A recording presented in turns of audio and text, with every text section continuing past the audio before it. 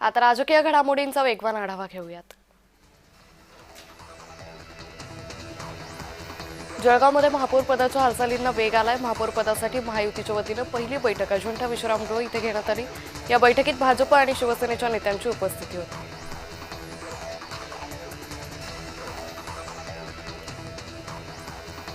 मुंबईत दोन्ही राष्ट्रवादी काँग्रेसचे नवनिर्वाचित नगरसेवक शिवसेनेत गेल्याची माहिती सूत्रांनी दिली आहे। अजित पवार यांच्या राष्ट्रवादीचे 3 तर शरद पवार गटाचा 1 नगरसेवक शिंदे सेनेत सहभागी झाले तशी चर्चा आहे। देवेंद्र फडणवीस यांनी प्रचार न करण्याचा घेतलेला निर्णय भावनेतून घेतलाय आणि तो चांगला निर्णय। आम्ही पण अजित पवार यांचं निधन झाल्यानंतर प्रचारात ढोल वाजवणं, पुष्पहार घेणं टाळलेलं आहे। आम्ही शांततेत प्रचार करणार आहोत असं संजय शिरसाटांनी म्हटलंय। मी पत्रकार परिषद घेऊन अजित पवारांसोबतच्या बैठकीत काय झालं ते सांगेन, पण आज नाही 13 दिवसांनी सांगेन। दादासोबत काय चर्चा झाली त्या सगळ्या प्रक्रियेत मी होतो। आता राजकीय बोलणं योग्य नाही असं रोहित पवारांनी म्हटलं। केंद्रीय अर्थसंकल्प 2026-27 हा भारताच्या वेगवान विकासाला नवी दिशा देणारा आणि सर्वसमावेशक प्रगतीचा स्पष्ट आराखडा मांडणारा अर्थसंकल्प आहे। आदरणीय पंतप्रधान मोदीजी यांच्या सक्षम नेतृत्वाखाली आणि केंद्रीय अर्थमंत्री निर्मला सीतारामन यांच्या दूरदृष्टीतून सादर झालेला हा अर्थसंकल्प देशाच्या आर्थिक परिवर्तनाचा मजबूत पाया घालणारा ठरेल असं निरंजन डावखरे म्हणाले।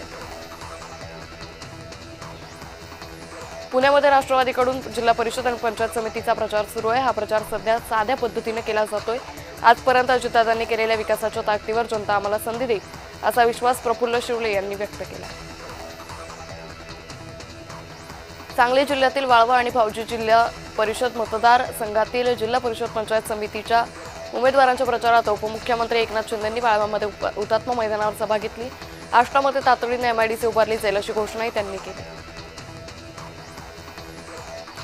अर्थसंकल्प नोकरी करणाऱ्या महिलांच्या सुरक्षितता, सुविधा आणि संधींवर केंद्रित आहे। कामाच्या ठिकाणी सुरक्षा, सुरक्षित वाहतूक आणि क्रेच सुविधा यामुळे महिलांच्या वास्तव अडचणींना उत्तर मिळालंय असं चित्रा वाघ यांनी म्हटलंय।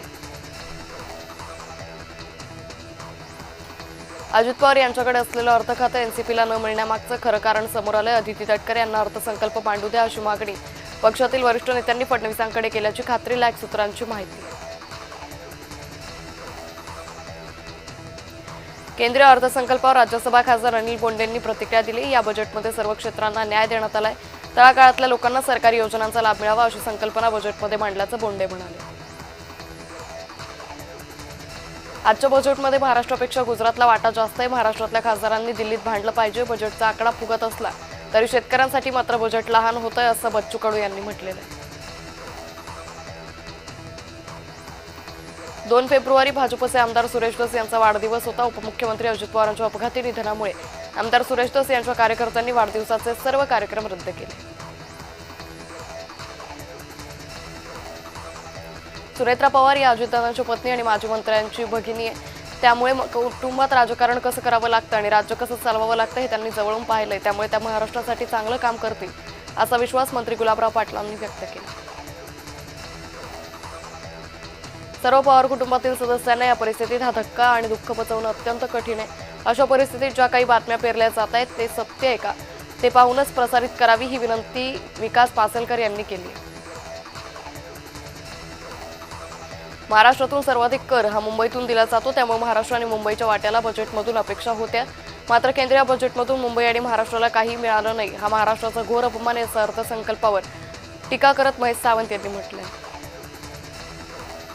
विलीनीकरण करायचं की नाही राष्ट्रीय अध्यक्ष कोणाला करायचं हे निर्णय सुनेत्रा पवार घेतील।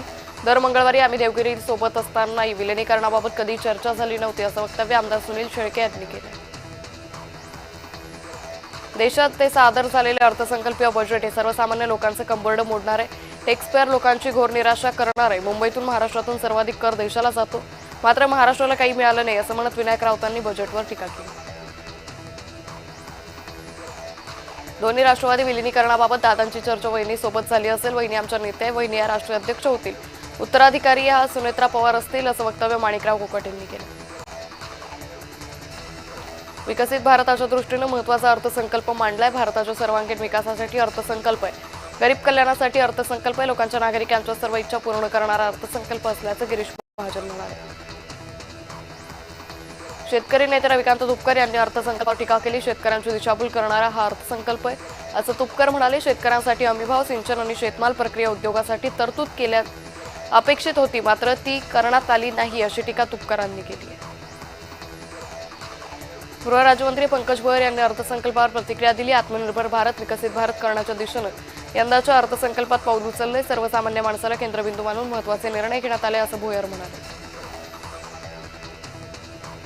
विश्वगौरव पंतप्रधान नरेंद्र मोदी यांच्या सक्षम, दूरदृष्टीपूर्ण आणि विकासाभिमुख नेतृत्वाखाली केंद्रीय वित्तमंत्री निर्मला सीतारामन यांनी सादर केलेला केंद्रीय अर्थसंकल्प हा नवभारताच्या आत्मविश्वासाचा स्पष्ट आराखडा आहे असं विधान सुधीर मुनगंटीवारांनी केले.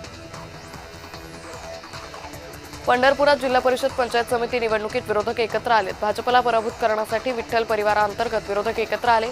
आम्ही भाजपला पराभूत करू, पवार गटाचे आमदार अभिजित पाटील यांनी हा विश्वास व्यक्त केला. शनिवारी सकाळी 10 वाजता भाजप शिवसेनेचे 118 नगरसेवक कोकण भवन एकत्र गटनोंदणी करणार आहे. एकत्र गटनोंदणी केल्यास महायुतीला एक नामनिर्देशित नगरसेवक जास्त मिळणार.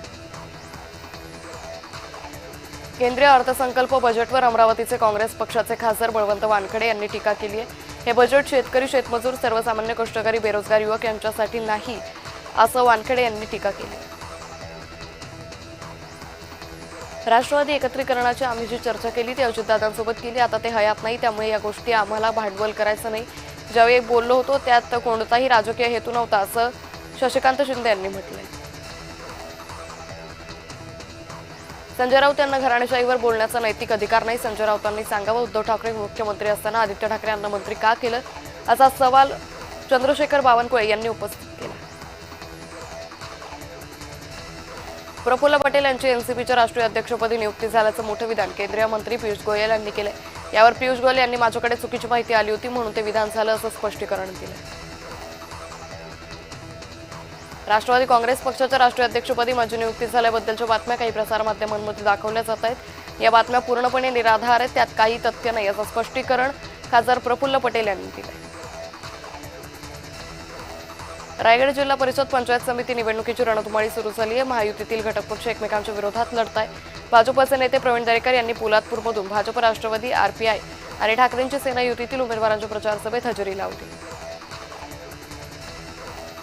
रत्नागिरीत अजित पवार यांना श्रद्धांजली वाहण्यासाठी शोकसभेचं आयोजन केलं होतं. या शोकसभेत भास्कर जाधव यांनी अजितदादांच्या वाटेलाच मरण आलं, दुर्दैवी मरण कोणाच्याही वाटेला येऊ नये असं वक्तव्य केलंय. वाशिम शहरातून जाणाऱ्या राष्ट्रीय महामार्गाच्या रस्ते कामात नियमबाह्य पद्धतीनं काळी माती वापरली जात असल्याचा गंभीर आरोप मनसेनं केला.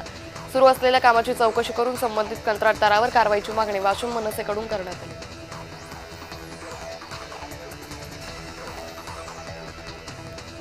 अजित पवार यांच्या अपघातात अमोल मिटकर यांनी काही सवाल उपस्थित केले. 6 जणांचा मृत्यू झाला, मग प्रत्यक्षात 5 मृतदेहच का सापडले? 6वी व्यक्ती कुठे गेली? टेक ऑफ आधी प्रवासी यादी डिजिटली नोंदवली असते, मग विसंगती का, असा प्रश्न त्यांनी उपस्थित केला.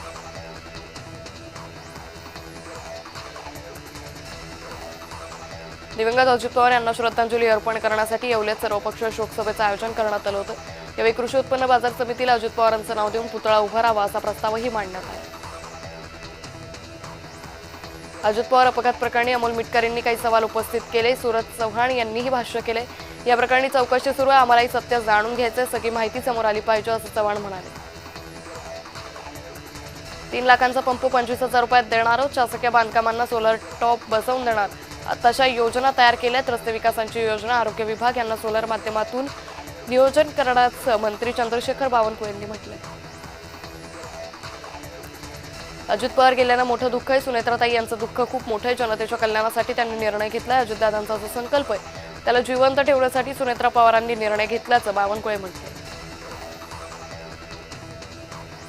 राष्ट्रवादी काँग्रेस पक्षाच्या मुंबई येथील पक्ष कार्यालयात अजित पवार यांचे अस्थि कलश आणण्यात आलं. पार्थ पवार तसंच पक्षाचे ज्येष्ठ नेते आणि पदाधिकारी यांची प्रमुख उपस्थिती होती. धुळे शहरातील सेंट अँथनी चर्च इथं राजकीय मतभेद बाजूला ठेवून सर्व पक्षात शोकसभा पार पडली.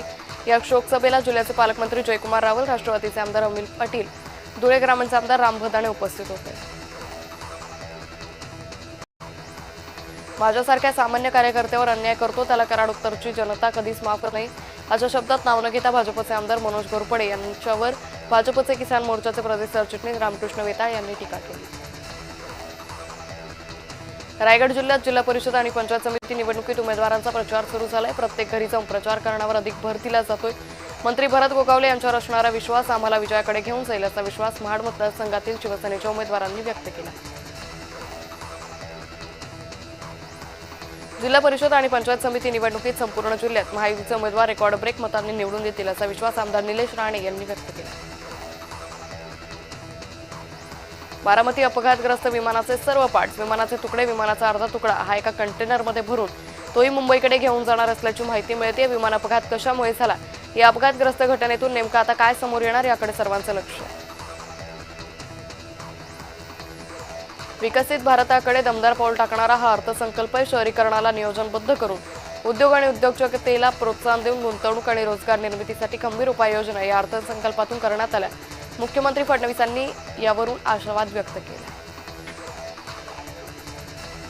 सावंतवाडी तालुक्यात शिवसेना ठाकरे गटाला मोठा हादरा बसलाय. पंचायत समितीचे उपविभाग प्रमुख दिलीप राऊळ यांच्यासह अनेकांनी भाजपात प्रवेश केला.